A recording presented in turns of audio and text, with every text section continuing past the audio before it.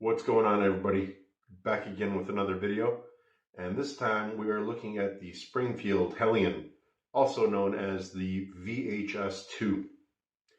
So this is a special little bullpup. Comes from the Czech Republic. It's also being adopted by a couple other militaries out there, namely the Iraqi military.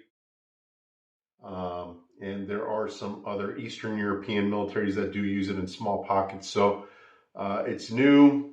It's still kind of making a name for itself out in the industry because obviously Springfield bringing it in as the Hellion. They are banking on this thing to be successful.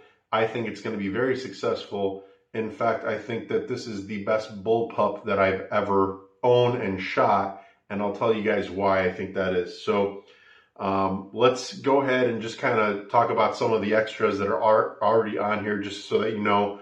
These are the things that I have altered that were not stock on this firearm. So up front, I took off. They have a three-pronged flash hider. It's super short, the one that comes on here, and it did an okay job at flash suppression, but I figured that the Silencerco ASR over here was going to be a little bit better, so that's what I've got running on here. Also got the Surefire. This is the Surefire Scout, and it does have the pressure pad that I've kind of routed through the handguard over here and applied to the opposite side over here. Coming back over here, we got the BCM angled foregrip right over here, kind of something to brace your hand up against. It's a nice little wraparound so that you get underneath this handguard and then your fingers happen to be right where that pressure pad for the Surefire is. So I love this setup because it just feels natural. Your thumb kind of hooks through and is able to wrap around this end of the handguard over here. So I actually like the ergonomics of the front of this bullpup are probably some of the best that I've seen, just because bullpups in general, you really have very little real estate up here at the front end. That's kind of one of the reasons why I've been really in love with this bullpup, and I think that it's got a better setup than that of the X95 or the AUG, or even some of the other options that are out there. So we'll get into a little bit of that later, but moving back, got a VCOG. This is the 1 through 6 Trijicon VCOG. These guns are perfect for any type of low power variable optic. You've got that one power variable that you can set your optic to, and then when you really need to go out to distance, you do have the range that you're able to get out of a full-size AR-15. You've got a 16.5-inch barrel, so you can go out to distances, and you do have some magnifying power. Perfect type of optic for a platform like this is going to be something that's a low power, or even a standard power, just like a Trijicon ACOG would be awesome, or something that's got like a low magnification that's, you know, full-time 3x, full-time 4x, what have you, would be a perfect setup for something like this. And that's it. Everything else back over here is all stock. So let's just talk about some of the differences between this platform and something like the X95 or the SAR Tavor or the Steyr AUG. So mainly it's going to be ergonomics. So with the ergonomics, you've got something that's more, I guess it would be a little bit more similar to what you're expecting with an AR-15. So your safety is ambidextrous. You do have it on both sides. It's kind of on this weird upward angle, as opposed to what you'd normally be used to with an AR-15, where you're kind of looking at something that's maybe you know, at a 90-degree angle, and you're basically just rotating it downwards. This one, it's kind of on this really weird upward angle. You kind of have to hook it with your thumb, and once you do so, you're able to engage the safety pretty easily from either side. But it's nice and tactile. It's a little bit firm, but not too bad. It's a very short throw, which is very nice. So it's maybe only a 20-degree throw or something like that.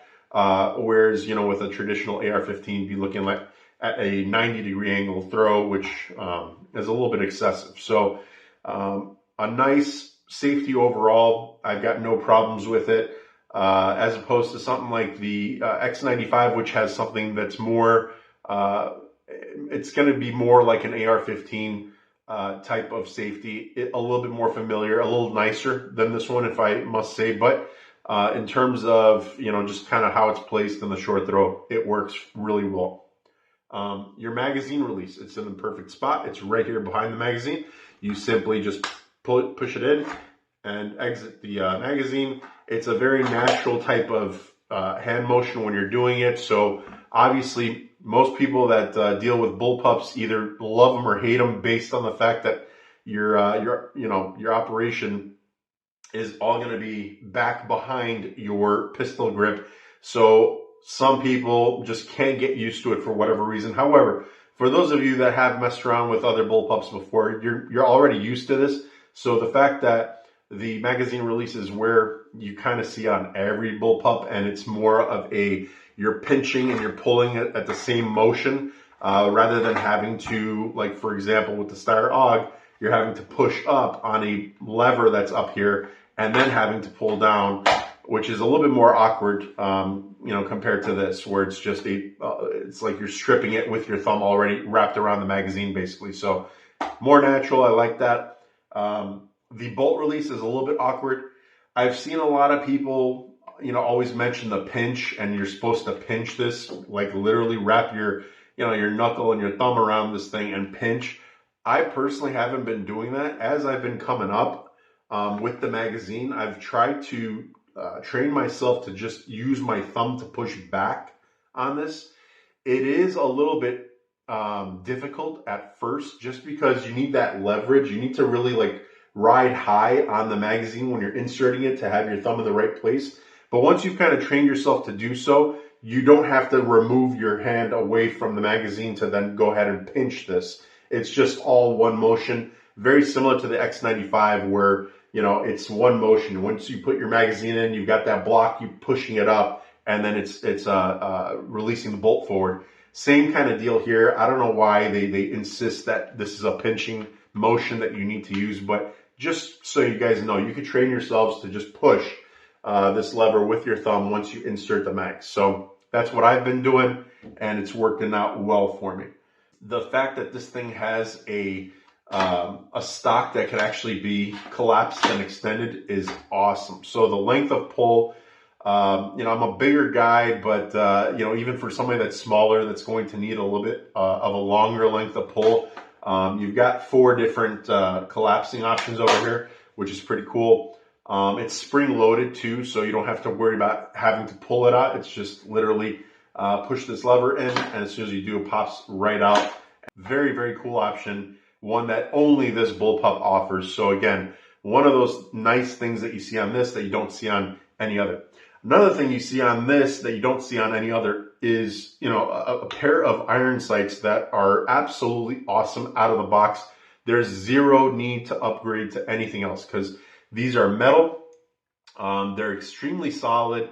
They're obviously collapsed into the rail over here, but you can pop them up simply by hitting the button right over here. Once you do so, you've got adjustable apertures on the rear sight over here. You could tuck it away simply by pressing the button, and then you've got a detent that will hold that in place once you fold it back in. Same thing with the front sight. They are very rugged and very robust for a pair of backup sights. So really cool that you're getting that out of the box. The charging handle is badass, because just like you would find with the G36, this could be rotated on either side and pulled, and it's non-reciprocating, unlike the G36. So you don't have to worry about this thing, riding back and forth or anything like that. Very, very cool design. It's very unique. I love that. I love the entire rail area over here, because it's very reminiscent to the G36.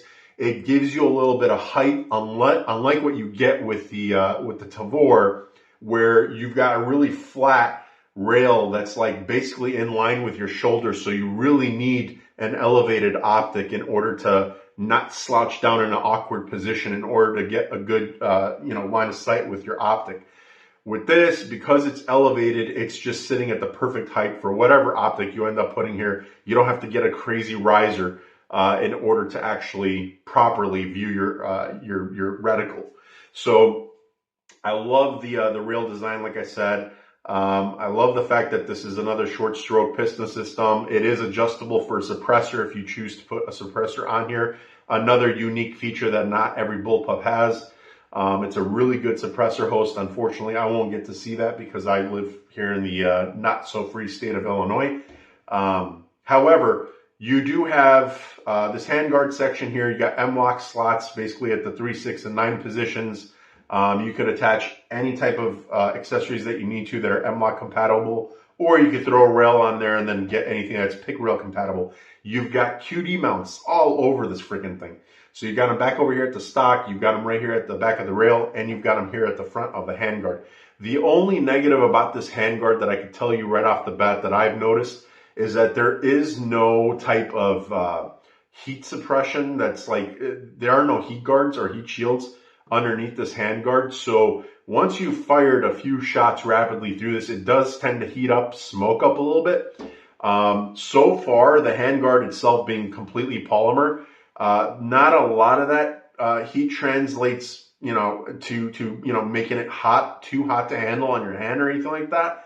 However, I can see that these vents will allow enough heat to come through where it might get uncomfortable after you've put a couple hundred rounds in rapid succession through this thing, okay?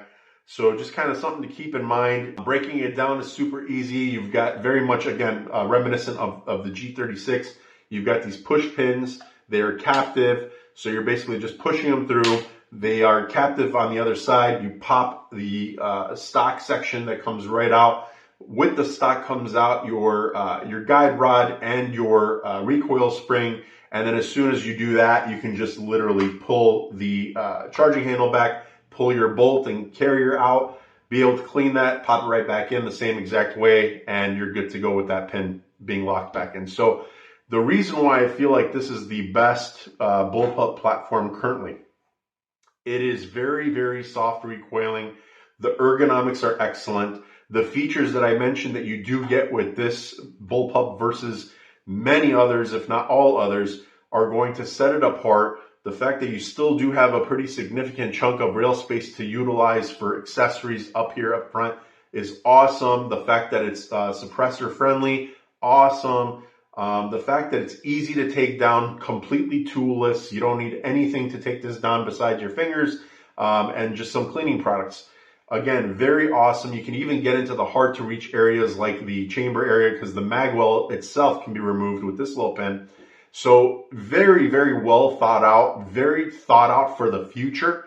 They basically took all the components of the other Bullpups that have kind of modernized the Bullpup platform, and they took it to the next level. They thought of everything that people would complain about with those models, and they went a step further, which is awesome.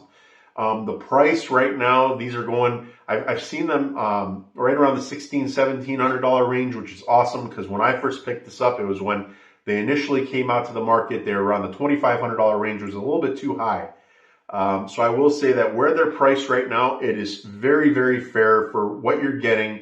You're getting basically a NATO, a 5.56 NATO barrel, mil spec. I mean, it's cold hammer forged, but and it's chrome lined, so it's going to be fairly accurate, but don't expect this to be any type of a precision type of rifle. This is very much a battle rifle. If that's what you're looking for, if you're looking for something that is more for for battle use, for combat use, for duty use, or whatever, it's an excellent option. If you want something that's going to be easy to maintain, you could shoot the shit out of it and not have to worry about cleaning it all the time. Stuff like that, it's phenomenal. If it's your first time getting into a Bullpup and you want to get something that's a little bit more familiar and easier to get adjusted to, I would say this is definitely the platform you want to look at over something like the Steyr AUG or something like the Tavor. So everything else kind of makes sense. It's very intuitive to use this thing and very convenient with all the features that you're getting. It's something that any AR guy will appreciate once you get your hands on this. So with that being said, guys, if you like this content, make sure to like, comment, subscribe. With that said, guys, I'll see you next.